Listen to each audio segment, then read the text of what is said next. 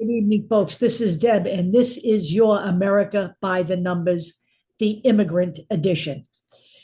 So, I'm going to be giving you some examples tonight about how immigration is good for the United States, because all we hear are lies.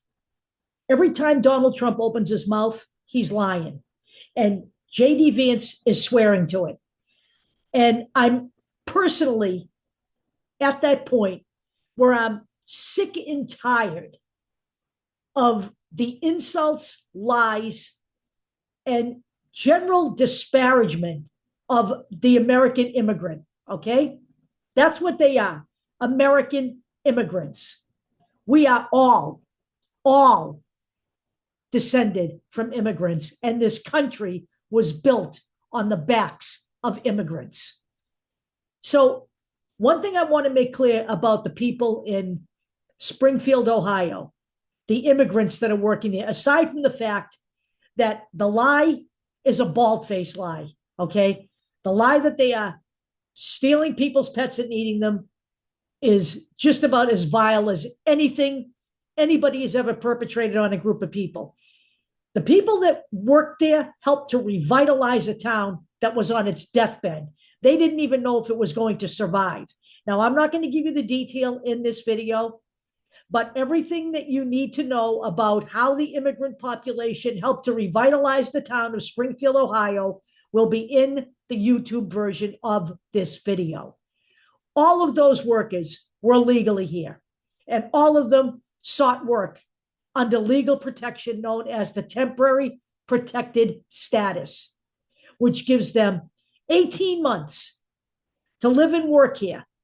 And they can only stay beyond those 18 months if it's approved by the Department of Homeland Security. So let's get all of that off the table. And now let's talk about immigration in general. Okay? So here's some of the most common misconceptions, okay? That most immigrants are here illegally. Well, they're not. Regardless of how they come into the country, seeking asylum is a legal right. It is not only the bedrock of international law, it is the bedrock of US law as well. Period. End of story. Okay? People who come in over the border are not just flooding our cities and stealing our resources. In fact, 92% are either apprehended at the border or they turn themselves in to begin seeking asylum. So let's get that out of the way. Now, the notion that they're stealing American jobs. We have nearly 7.7 million unfilled jobs in this country, and we have record low unemployment, which says to me that immigrants can help fill a huge gap in the American workforce. And I would like to add this little tidbit. They not only take jobs that other people aren't filling, but they create jobs as well. More than 55% of the country's billion-dollar startups are started by immigrants. Okay? The notion that they don't pay taxes are a drain on our assets. Between 2005 and 2019, refugees and asylum seekers contributed an estimated $581 billion in revenue to the US economy. Okay? And they do pay taxes. In 2022 alone, I have to go to a different set of notes, they paid $97 billion in taxes, $26 billion of which went to Social Security, which they are not eligible for.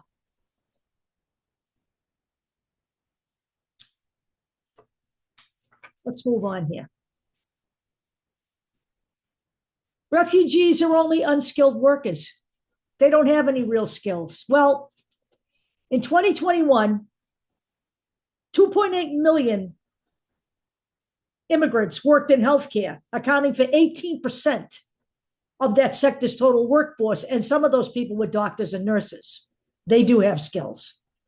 In 2022, in upper wage occupations, Around 75% of immigrants were in IT, management, or finance.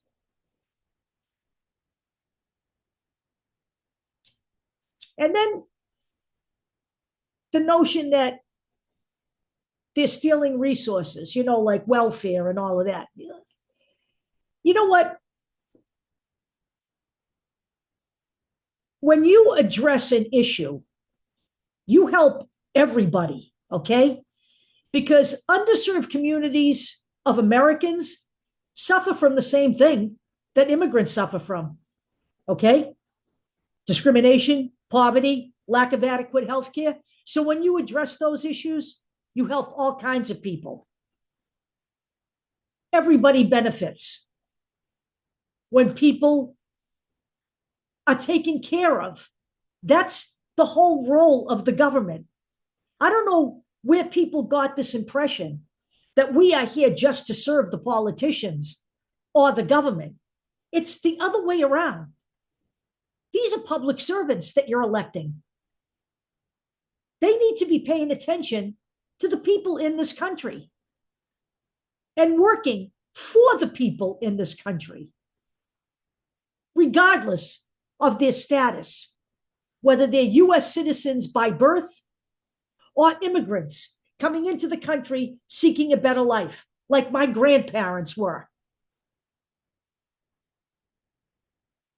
So here's the question. How does the American public feel about immigration in general? Well, it's funny you should ask that. Let's talk about these numbers. 81% of voters in swing states and battleground states support a path to citizenship for immigrants who have been living and working here. And overall, 68% of Americans agree that immigration is good for the United States. I consider that the majority. And I consider the stuff that's coming out of Donald Trump and J.D. Vance's mouth, that's being said to assuage MAGA. And they are definitely not the majority in America. And they should not be dictating our policy towards anything in America. We should not be governing based on hatred, bigotry, and division. That is not what America was ever intended to be, regardless of the faults of our founding fathers. So I find it really hard to understand how anyone could be sitting on the fence about this election right now, knowing what we know, everything we've seen over the last 10 years, how anyone could even be considering Donald Trump any kind of legitimate candidate is beyond me. It is totally something I cannot wrap my head around. This race should be a runaway, and it should not be Donald Trump. This race, even before Kamala Harris actually became the nominee, should have been a runaway. It should have been a runaway with Joe Biden running, knowing what we know about Donald Trump. We can call him weird if we want. That seems to have latched on. It's a great little marketing piece, but actually, it's kind of a mild word. Vile is more what I would consider the Republican Party now, because any party that will continue to elevate and legitimize this guy, they shouldn't be whining about how they got here. They know how they got here. They handed their party to this guy. And now we have to hand this guy his permanent retirement papers. And we also have to make sure that we get rid of all of the election deniers who are currently holding office, which is legitimately 1/3 of the House at least, and some people still in the Senate. I will talk to you all later.